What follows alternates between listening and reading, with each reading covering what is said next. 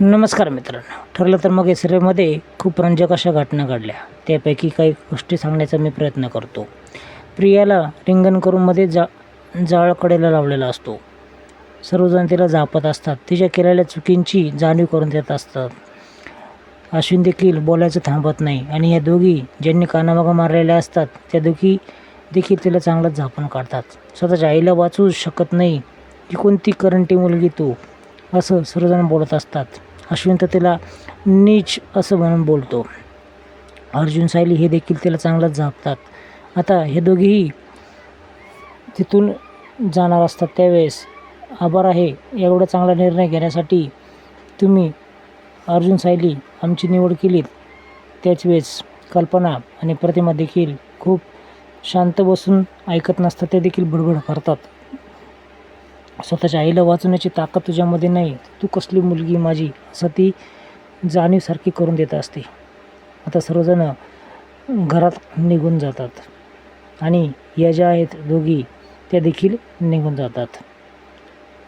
प्रिया सर्वांनाच म्हणत असते, वाचवा मला, या आगीतून बाहेर काढा. ते सर्वजण बोलतात की आग एवढीही मोठी नाही की त्याच्यामध्ये तू जळशील, फक्त तुला जाणीव लक्षात घे.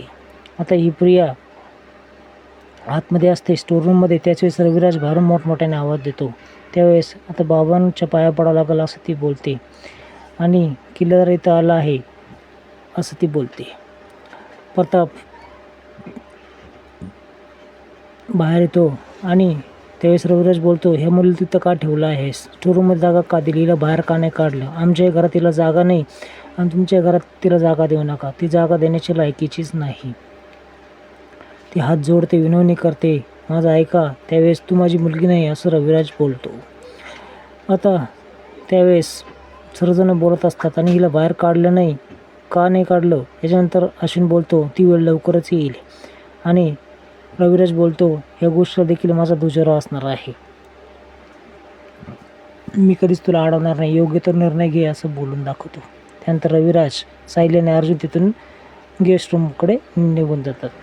त्यावेळेस सर्वजण एक एक करून कारणं सांगून निघून जातात.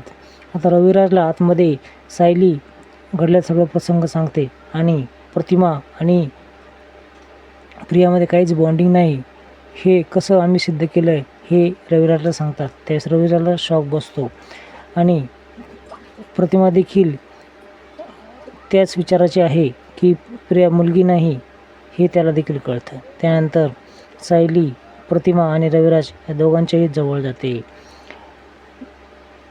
आता पुढे काय होणार आहे नेक्स्ट एपिसोडमध्ये आपल्याला नक्कीच कळणार आहे. दुसऱ्या दिवशी सर्वजण डायनिंग टेबलवर येतात आणि सर्वजण अस्मिताची चेष्टा करत असतात. त्याच वेळेस अस्मिताची बाजू हा चैतन्य घेतो. चैतन्याच्या पाठोपाठ हा सचिन येऊन उभा राहतो आणि नाश्ता इथं करायचा की बाहेर करायचा? बाहेरच करेल असं तो बोलतो. त्यावेळेस तुला कोणीच इथं अडवणार नाही, तू बाहेरच नाश्ता कर असं अस्मिता बोलते.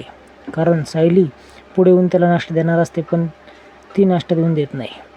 आता अस्मिताला सर्व गोष्टी जाणीव करून देत असतो हा चैतन्य. त्याच वेळेस संतोषच्या बायकोचा तपास लागला असा कॉल अर्जुनला येतो आणि ते जायला निघतात. कल्पना, प्रताप अडवतात पण रविराज त्यांना समजून सांगतो की त्यांना जाऊ द्यात.